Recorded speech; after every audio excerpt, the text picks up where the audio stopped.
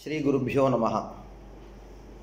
महाभाष्य ग्रंथे पस्पशाह्निकं पठामः। इतः पूर्वतन कक्ष्यायां व्याकरण अध्ययनस्य प्रयोजनानि प्रतिपादितानि।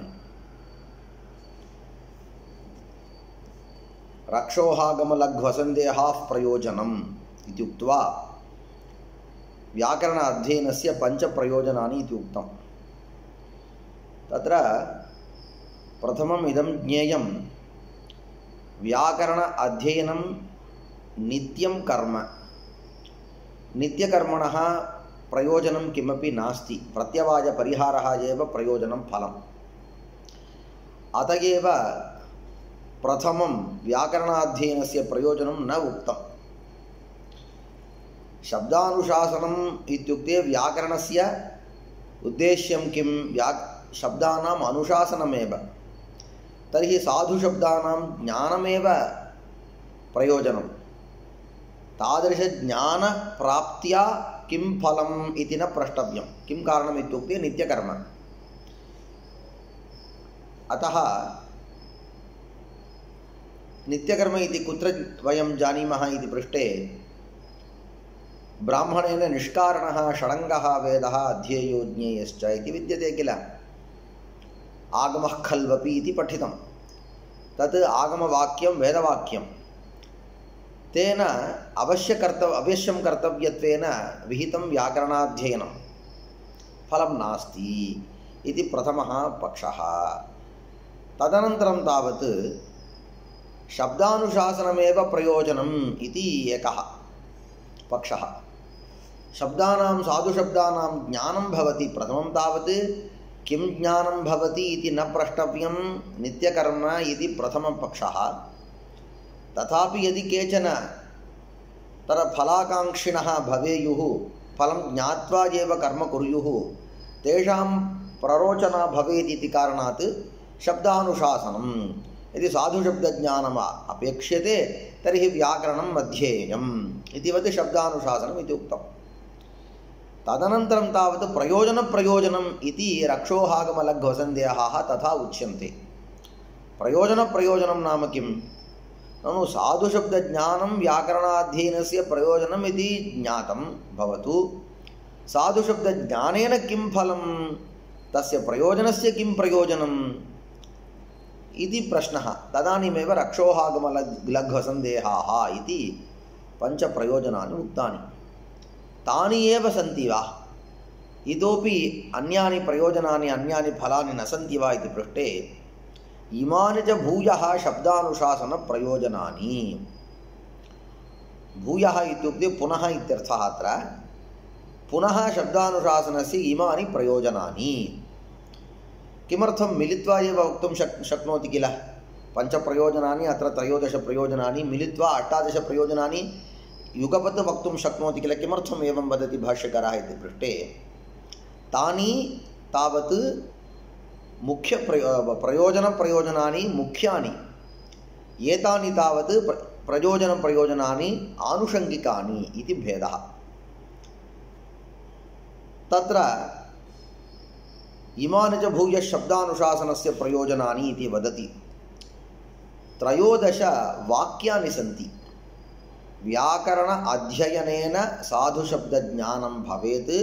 साधुशब्दज्ञानसम्पादनेन किं वा फलं, को वा लाभः अस्मिन् लोके। साधुशब्दज्ञानसम्पादनं यदि नास्ति तर्हि हानिः इति एतत् सर्वम् उच्यते अनेन सन्दर्भेण। तत्र हानिलाभप्रतिपादकवाक्यानि 13 सन्ति। तेषां 13 वाक्यानाम् आदिमवाक्येषु, तेषु वाक्येषु आदिमं पदं विद्यते किल। तत् पदं प्रथमं गृहीत्वा इमानि प्रयोजनानि इति वदति। इत्युक्ते प्रतीकग्रहणम् अत्र कृतम्। अस्य प्रतीकस्य सम्पूर्णं यत् वाक्यं विद्यते तत्र व्याकरणाध्ययनस्य प्रयोजनम् उच्यते इत्यर्थः। इमानि च भूयः शब्दानुशासनप्रयोजनानि इति। इतः पूर्वम् असन्देहार्थम् इति उक्तम् अन्तोदात्तस्वरः इति। तत्र स्थूलपृषतीम् आग्निवारुणीम् अनड्वाहीम् आलभेत इत्यत्र संशयः। स्थूलपृषतीम् इत्यत्र ह्यः किञ्चित् स्मारयामि। गौः यथा कथञ्चित् भवितुमर्हति, परन्तु तस्याः शरीरे पृषन्ति स्थूलानि भवेयुः इत्यर्थः अभिप्रेतः। अथवा तत्र पृषत् यथा कथञ्चित् भवितुमर्हति, बिन्दुः यथा कथञ्चित् भवतु, स्थूलः वा भवतु, सूक्ष्मः वा भवतु, कृशः वा भवतु, कथञ्चित् भवतु, परन्तु गौः स्थूला स्यात् इति एवम् अर्थः वा इति संशयः। स्थूलानि पृषन्ति यस्यां सा इति बहुव्रीहि पक्षे तावत् तत्र बिन्दवः स्थूलाः भवेयुः इति। स्थूलाचासु पृषती च इति पक्षे तावत् गौः स्थूला स्यात् इति। उभयोः मध्ये कः तत्र किमपि नास्ति, स्थूलपृषतीमित्येव अस्ति, अन्यः किमपि नास्ति। तदानीं किमुक्तं, वैयाकरणस्य स्वरज्ञानं विद्यते। सः एतत् जानाति। किं जानाति? व्याकरणशास्त्रे सूत्रमस्ति, अन्तः अन्तोदात्तः इति कर्मधारयसमासस्य अथवा तत्पुरुषसमासस्य अन्तोदात्तस्वरः विहितः। बहुव्रीहिसमासविषये तावत् प्रथमं पूर्वपद प्रकृतिस्वरः विहितः। तर्हि वैयाकरणः जानाति, यदि कुत्रापि पूर्वपदप्रकृतिस्वरः श्रूयेत तर्हि तत्र बहुव्रीहिसमासः एव। यदि अन्यत्र कुत्रापि अन्तोदात्तस्वरः श्रूयते तर्हि सः तत्पुरुषः एव इति अयं जानाति। यदि तत्पुरुषः बहुव्रीहिः इति एतज्ज्ञाने सत्येव तस्य समासस्य वस्तुतः कः अर्थः इति ज्ञातुं पारयति। प्रकृते अस्माभिः दृष्टं, स्थूलपृषती इति यदि बहुव्रीहिः तर्हि बिन्दवः स्थूलाः भवेयुः इति उक्तं। यदि तत्पुरुषः तर्हि गौः स्थूला स्यात् इति उक्तं किल। यः अवैयाकरणः तस्य भ्रमः भवेत्, संशयः भवति। परन्तु वैयाकरणः तावत् न भ्राम्यते। सः किं कुर्यात् इत्युक्ते, तत्र स्थूलपृषतीम् आग्निवारुणीम् अनड्वाहीम् इत्यत्र पूर्वपदप्रकृतिस्वरः श्रूयते इति कारणात् तत्र बहुव्रीहिसमासः एव इति निश्चित्य बिन्दवः एव शरीरे तस्याः स्थूलाः भवेयुः, परन्तु गौः यथा कथञ्चित् भवितुमर्हति इति निश्चित्य अर्थज्ञानं प्राप्य तदनुरोधेन कर्म कुरुते कः वैयाकरणः इति तदुक्तम्। अथ अन्तोदात्तत्वं ततस्तत्पुरुषः इति। एवञ्च प्रकृते बहुव्रीहिसमासः एव इति निश्चयज्ञानं भवति, संशयः न उत्पद्यते।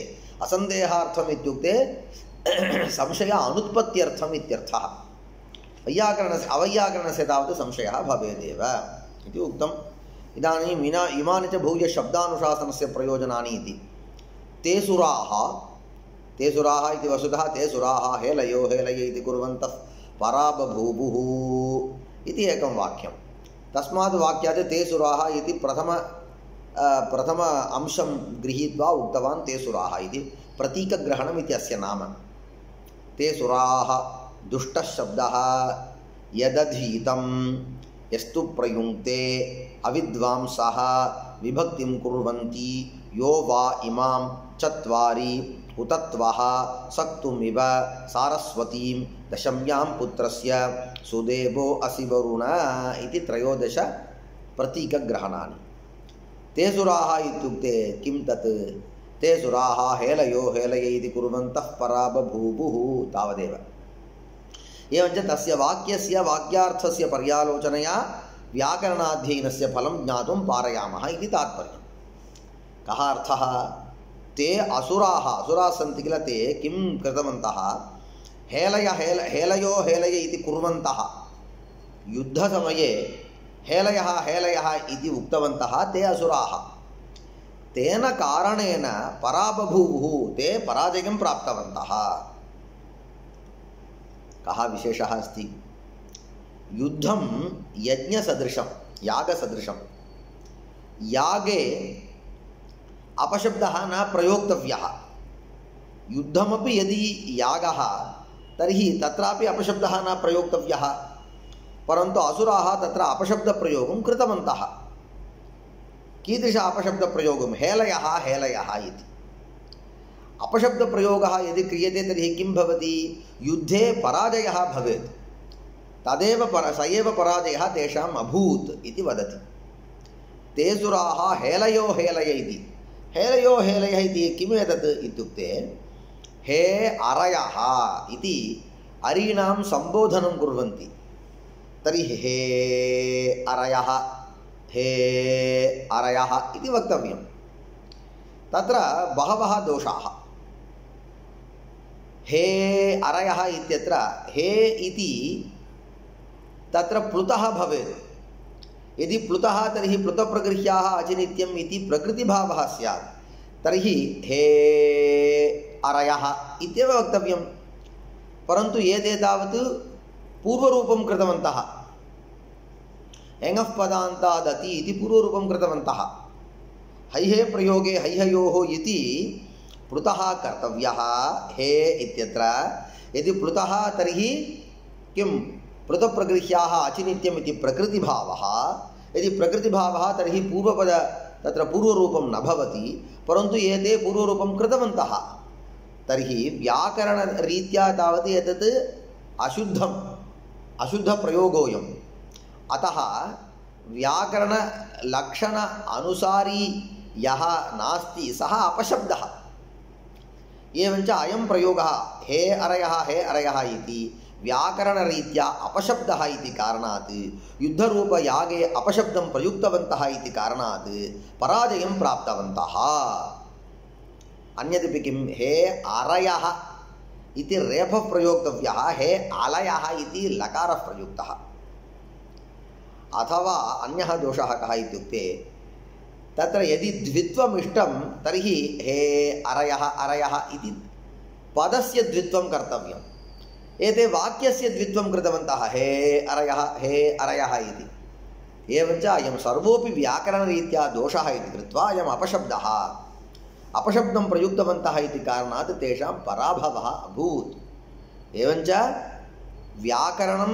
न पठितवन्तः अतः साधुशब्दज्ञानं नास्ति अतः असाधुशब्दं प्रयुक्तवन्तः अतः पराजयं प्राप्तवन्तः यदि पराजयः अस्माकं न स्यात् एवञ्च पराजयः न स्यात् अपि तु जयः स्यात् यदि जयः स्यात् तर्हि अपशब्दः न प्रयोक्तव्यः यदि अपशब्दः न प्रयोक्तव्यः तर्हि साधुशब्दः कः अपशब्दः कः इति ज्ञानं स्यात् तच्च ज्ञानं कथं भवेत् इत्युक्ते व्याकरणाध्ययनेन भवेत् इति व्याकरण अध्ययनेन जयप्राप्तिः भवेत् वस्तुतः अहं तावत् युद्धं न करोमि अतः जयप्राप्तिः मास्तु मम इति न वक्तुं शक्नुमः किं कारणम् इत्युक्ते अर्थवादः इत्युक्ते तत्र प्राशस्त्यं प्रतिपादयति व्याकरण अध्ययनस्य प्राशस्त्यं प्रतिपादयति असाधुशब्दप्रयोगेन अपजयः भवेत् इति कथनमुखेन अपशब्दप्रयोगनिन्दां प्रतिपादयति यदि अपशब्दप्रयोगः निन्द्यते तर्हि साधुशब्दप्रयोगः उच्यते तर्हि एवञ्च साधुशब्दस्य ज्ञानं व्याकरणाध्ययनेन एव भवति इति कारणात् व्याकरणाध्ययनस्य एतत् प्रयोजनत्वेन स्वीकर्तव्यं ते सुराः हेलयो हेलय इति कुर्वन्तः परा बभूवुः तस्मात् ब्राह्मणेन न म्लेच्छितवै ब्राह्मणः तावत् म्लेच्छशब्दं न प्रयुञ्जीत म्लेच्छितवै इत्युक्ते न म्लेच्छितव्यं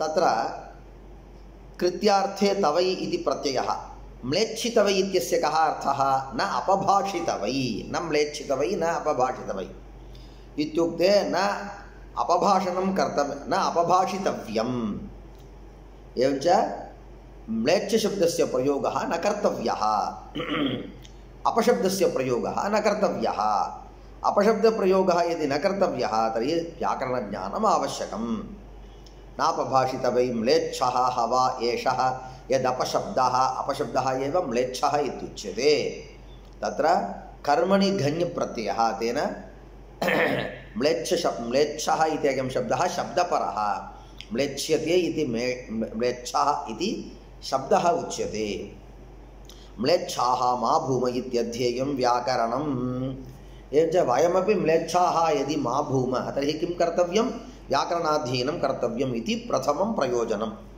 तदनन्तरं द्वितीयं प्रयोजनं दुष्टशब्दः इति। दुष्टशब्दः स्वरतो वर्णतो वा मिथ्याप्रयुक्तो न तमर्थमाह स वाग्वज्रः यजमानं हिनस्ति यथेन्द्रशत्रुः स्वरतोपराधात् दुष्टान् शब्दान् मा प्रयुङ्क्ष्महि इत्यध्येयं व्याकरणम्। इदानीं कश्चन शब्दः दुष्टः। दुष्टः नाम दोषयुक्तः। दोषयुक्तः नाम केन कारणेन दोषयुक्तः? स्वरतः वर्णतो वा, तत्र वर्णेन हेतुना सः दोषयुक्तः अथवा स्वरेण हेतुना सः दोषयुक्तः। इत्युक्ते एकस्मिन् पदे तस्य पदस्य यः स्वरः सः स्वरः अन्यथा प्रयुक्तः तर्हि स्वरतः सः शब्दः दुष्टः। एकः शब्दः सः यस्मिन् अर्थे यः अर्थः अभिप्रेतः तस्मिन् अर्थे यदि कश्चन शब्दः प्रयोक्तव्यः तर्हि तत्र या आनुपूर्वी ये वर्णाः ते एव भवेयुः। अन्ये वर्णाः यदि भवेयुः तर्हि सः शब्दः अपशब्दः एव। इदानीं पुरतः तुरगः तिष्ठति। तुरगरूपं पदार्थं बोधयितुं तत्र तस्मिन् पदार्थे किम् अस्ति? अश्वत्वम् इति जातिः विद्यते। एवञ्च अश्वत्वम् इति जातिं प्रवृत्तिनिमित्तत्वेन आश्रित्य यदि एकः शब्दः प्रयोक्तव्यः तर्हि सः तस्य शब्दस्य स्वरूपम् अश्वः इति स्यात्।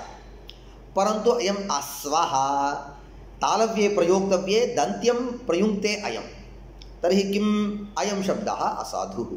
यद्यपि अश्वः इति एकः शब्दः अस्ति, अश्वः इत्यपि एकः शब्दः अस्ति, तथापि प्रकृते अश्वत्वजातिं निमित्तीकृत्य यदा अयं शब्दः प्रयुज्यते तदानीं तालव्यः एव तत्र साधुः।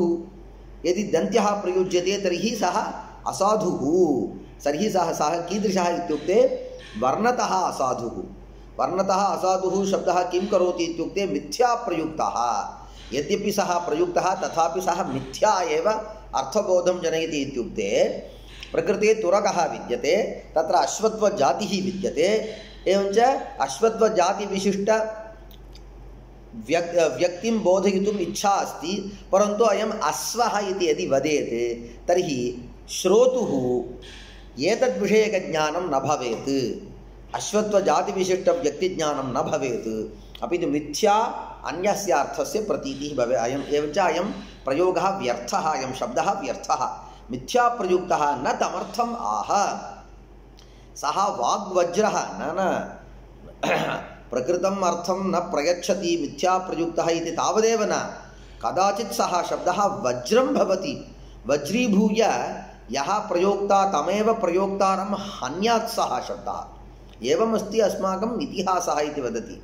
सः वाग्वज्रः यजमानं हिनस्ति यथा इन्द्रशत्रुः स्वरतः अपराधात्। यथा उदाहरणं वदति इन्द्रशत्रुः इति प्रयोगः, सः शब्दः इन्द्रशत्रुः इति शब्दः स्वरतः अपराधात्, स्वरतः दुष्टः इति कारणात् यजमानं हिनस्ति। एतत् किम् इत्युक्ते इदानीं वृत्रः इति कश्चन, सः इन्द्रस्य आभिचारम् आरब्धवान्। इन्द्रं हन्तुं वृत्रः यागम् अकरोत्। तर्हि तस्मिन् यागे मन्त्रः अपेक्षितः। स्वयमेव मन्त्रस्य ऊहं कृतवान्। ऊहः खल्वपि इति अस्माभिः पठितम्। एवञ्च कुत्रचित् ऊहः स्वीक्रियते। एवञ्च अयम् अस्य कः अर्थः अभिप्रेतः इत्युक्ते इन्द्रः विद्यते किल, इन्द्रस्य अपि शमयिता अथवा शातयिता,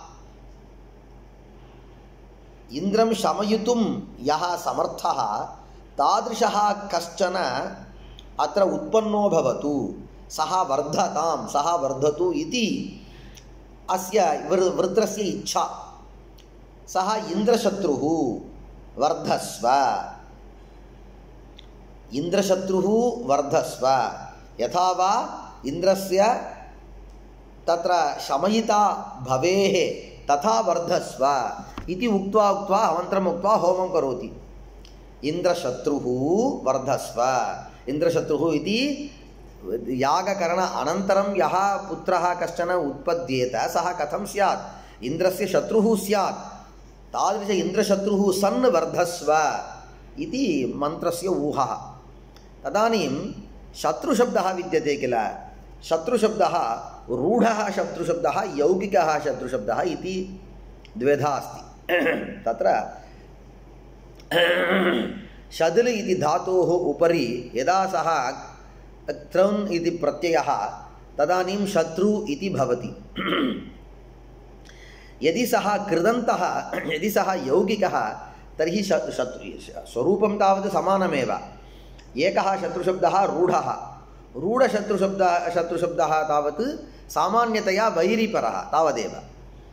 परन्तु यौगिकः शत्रुशब्दः विद्यते किल, तस्य दमयिता शातयिता इति एवं शमयिता इत्येवं रूपम् अर्थः। अस्य कीदृश अर्थः इष्टः इत्युक्ते यौगिकः शब्दः अस्य इष्टः। कस्य? वृत्रस्य। शत्रुशब्दस्य यदि यौगिकः शत्रुशब्दः यदि यौगिकः तर्हि अयम् अर्थः भवति, शत्रुः नाम वैरी इति न, अपि तु शातयिता। इन्द्रस्य शत्रुः नाम इन्द्रस्य शातयिता, इन्द्रस्य शमयिता। कः अर्थः इन्द्रस्य इति? तत्र कर्मनिषष्ठी। इन्द्रं शमयितुं योग्यः स्यात् अयं पुत्रः इति अयमर्थः इष्टः। इन्द्रस्य शत्रुः इन्द्रशत्रुः इति। यदि अत्र शत्रुशब्दः यौगिकः इत्युक्तं, वैरिपरः शत्रुशब्दः न इष्टः। एवञ्च इन्द्रस्य शत्रुः इति यदि इन्द्रस्य शत्रुः इन्द्रशत्रुः इति अयमेव अर्थः इष्टः। परन्तु इन्द्रस्य शत्रुः इति पक्षे तत्पुरुषसमासः। यदि तत्पुरुषसमासः तर्हि अन्तोदात्तस्वरः स्यात्। परन्तु तत्र ऋत्विजः किं कृतवन्तः? मन्त्रस्य प्रयोगकाले इन्द्रशत्रुः इति पदं पूर्वपदप्रकृतिस्वरत्वेन उक्तवन्तः। पूर्वपदप्रकृतिस्वरः कदा भवति? यदा बहुव्रीहिः तदा एव। यदा बहुव्रीहिः तदा कथं विग्रहः इति पृष्टे इन्द्रः शत्रुः यस्य सः इति विग्रहः। तर्हि इन्द्रः यस्य शातयिता स्यात् तादृशपुत्रः अत्र वर्धताम् इत्यर्थः भवति। तत्र प्रथमम् इन्द्रस्य शत्रुः इति पक्षे तावत् यः पुत्रः इन्द्रस्य शमयिता विद्यते सः उत्पद्येत इत्यर्थः। इन्द्रः शत्रुः यस्य सः इत्युक्ते यस्य पुत्रस्य इतः परं यः जनिष्यमानः विद्यते तस्य यस्य पुत्रस्य इन्द्रः शमयिता भवेत् इत्युक्ते इन्द्रः एव हन्ता स्यात्। तादृशपुत्रः तावत् वर्धताम् इत्यर्थः। कदा? यदि तावत् तत्र इन्द्रः शत्रुः यस्य सः इति विग्रहः, तदानीं बहुव्रीहिः, तदानीम् अन्तोदात्तस्वरः। एतैः ऋत्विग्भिः अन्तोदात्तस्वरे प्रयोक्तव्ये पूर्वपदप्रकृतिस्वरः प्रयुक्तः। पूर्वपदप्रकृतिस्वरः बहुव्रीहिपक्षे पूर्वपदप्रकृतिस्वरः प्रयुक्तः। एवञ्च किं जातं? यद्यपि अयम् इन्द्रशत्रुः शब्दद्वयं तावत् साधु एव, तथापि यः अर्थः अभिप्रेतः तस्मिन् अर्थे अयं शक्तः नास्ति। एवञ्च अयं मिथ्याप्रयुक्तः, न केवलं मिथ्याप्रयुक्तः, अयमेव वज्रीभूय किं विपरीतः सम्पन्नः अयं शब्दः। तस्य प्रयोक्तुः एव हननमभूत् इति वदति। सः वाग्वज्रः यजमानं हिनस्ति यथेन्द्रशत्रुः स्वरतः अपराधात्। तर्हि यदि अस्माकम् एतादृश हानिः न स्यात् तर्हि दुष्टशब्दप्रयोगः न कर्तव्यः। यदि दुष्टशब्दप्रयोगः न कर्तव्यः तर्हि कः स्वरः, को वा वर्णः, कस्मिन् अर्थे कः स्वरः साधुः, कस्मिन् अर्थे कः वर्णः साधुः इति ज्ञानम् आवश्यकम्। एतच्च ज्ञानं व्याकरणाध्ययनेन एव भवेत्। एवञ्च व्याकरणाध्ययने कृते एवं हानिः न भवेत्। एवञ्च हानिनिवारणमपि व्याकरणाध्ययनस्य प्रयोजनम् इति द्वितीयं प्रयोजनम् उक्तं। तदनन्तरं तृतीयं प्रयोजनं यदधीतम् इति। तदपि एकं वाक्यं, यदधीतम् अविज्ञातं निगदेनैव शब्द्यते अनग्नाविव शुष्कैधः न तज्ज्वलति करिहिचित्। इदानीम् अध्ययनं कर्तव्यम् इति उक्तम्। अधीतवान्, अध्ययनशब्दस्य कुत्रचित् केवलं शब्दग्रहणम् अर्थः इति वर्णितं, कुत्रचित् तावत् अध्ययनं नाम अर्थेन सह शब्दग्रहणम् इति एतदुभयम् अध्ययनशब्दस्य अर्थः इति तत्र विचारः कृतः विद्यते। अयं वेदाध्ययनं कृतवान्, यदधीतम् इत्युक्ते अर्थज्ञानं न सम्पादितवान्, परन्तु केवलं वेदं शब्दग्रहणं कृतवान्, केवलं वेदम् अधीतवान्।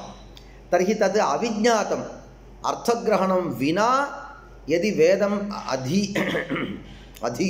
अधीतः तर्हि सः न ज्वलति, तत्र सम्पूर्णशक्तियुक्तः न भवेत्। कथम् इत्युक्ते अनग्नाविव शुष्कैधः, तत्र येधः विद्यते किल, काष्ठादिकं शुष्कं विद्यते, परन्तु काष्ठादिकं यत्र प्रक्षिपति तत्र अग्निः एव नास्ति।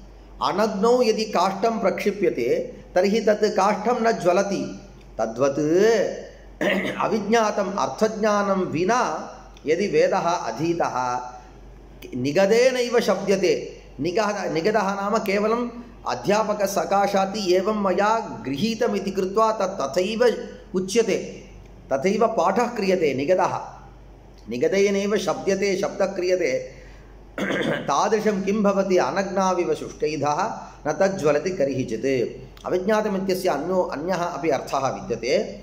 इत्युक्ते तत्र सम्यक् अध्ययनशब्दस्य द्वावपि अर्थौ, शब्दग्रहणम् अर्थग्रहणम् इति तदुभयं सम्पादितं, परन्तु व्याकरणज्ञानं नास्ति इति कारणात् तस्मिन् शब्दे का प्रकृतिः, कः प्रत्ययः इति तादृशप्रकृतिप्रत्ययज्ञानं नास्ति। तदेव अविज्ञातं। प्रकृतिप्रत्ययज्ञानं विना वेदशब्दोऽपि गृहीतः, वेदार्थोऽपि गृहीतः यदि, तर्हि तादृशशब्दः महत्त्वपूर्णः न भवति, न ज्वलति। कथम्, अनग्नाविव शुष्कैधः करिहिचित्, कदापि तथा न ज्वलति।